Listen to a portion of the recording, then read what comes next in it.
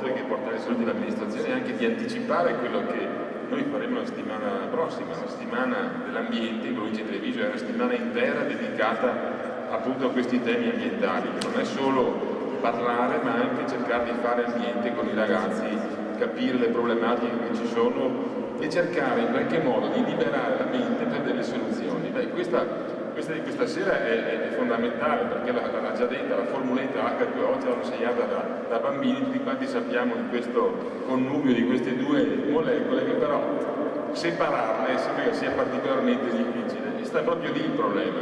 Ci sono tante aspettative sull'idrogeno, moltissime, e tante purtroppo anche delusioni, perché in effetti trarne beneficio è una cosa particolarmente complicata. Diranno sicuramente i relatori: è l'elemento più presente in natura, di fuori ce n'è una quantità notevole, basta solo cercare di separare queste due molecole. Il problema sta proprio lì, e purtroppo per far questo l'energia che bisogna impiegare e che bisogna trovare deriva ancora una volta dai combustibili fossili, quindi il giro è sempre lì. Non è detto, però proprio si può, la mente, gli scienziati, i ricercatori dovranno scoprire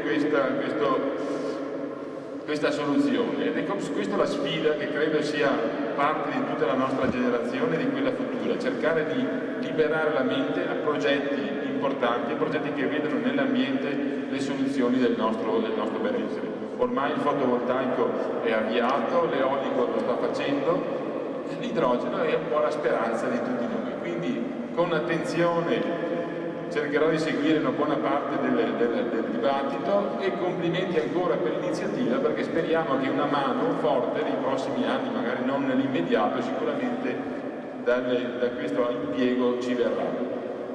Attualmente sentiremo, credo che siamo ancora un po' agli inizi, con i costi energetici che purtroppo ci assillano quotidianamente. Se un domani l'idrogeno sostituirà i combustibili fossili, questa generazione degli anni 2000, diciamo degli ultimi anni del Novecento e i primi del 2000, potrebbero essere veramente ricordate poi per l'eternità. Grazie e buon lavoro, e complimenti ancora.